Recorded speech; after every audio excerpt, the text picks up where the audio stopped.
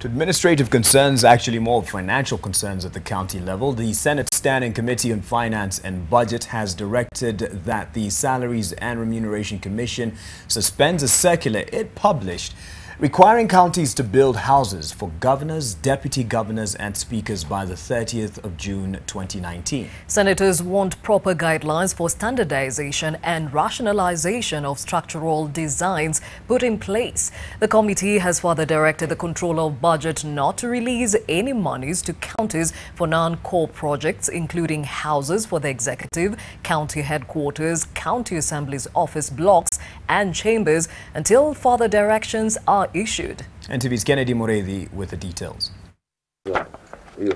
Reports of colossal amounts of money allocated by counties in their budgets towards construction of houses for governors, deputy governors and county speakers to beat a June 30th, 2019 deadline have caught the eye of the Senate Standing Committee on Finance and Budget, who have termed them ridiculous. That circular must be suspended.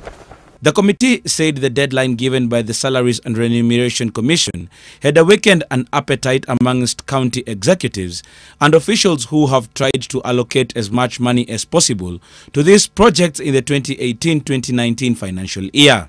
The circular was issued in 2015 by the SRC and was meant to stop expenditure on housing allowances by 2019. However, the amounts counties are throwing around have caused a rethink. The cost of land is not included. It's also not clear why the cost of having infrastructure or inside the house is also not included. So while we're talking about 200 million, we're only talking about the infrastructure, means the block itself and not any other facility. In the report released to the media by the committee, a sample case shows Kirinyaga County has allocated 100 million for the governor's residence, Embu County has allocated 75 million.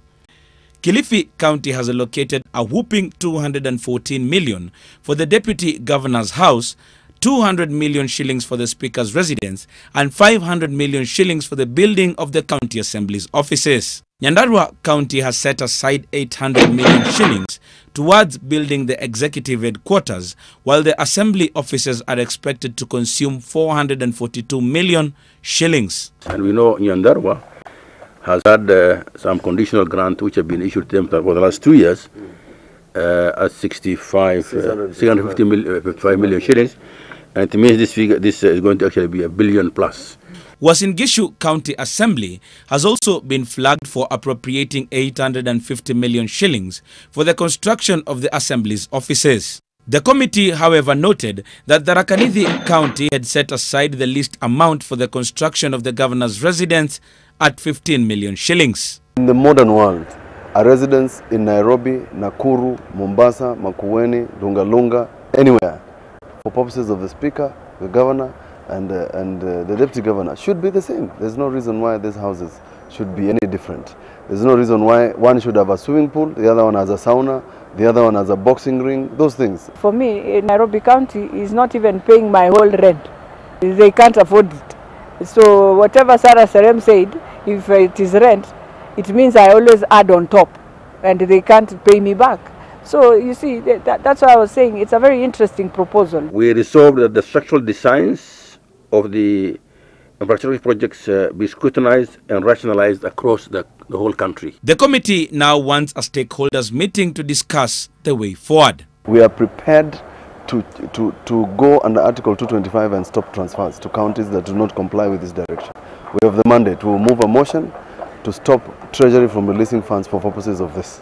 The Senate committee holds that this move could essentially create an avenue for county executives to reap from the public coffers if done in haste.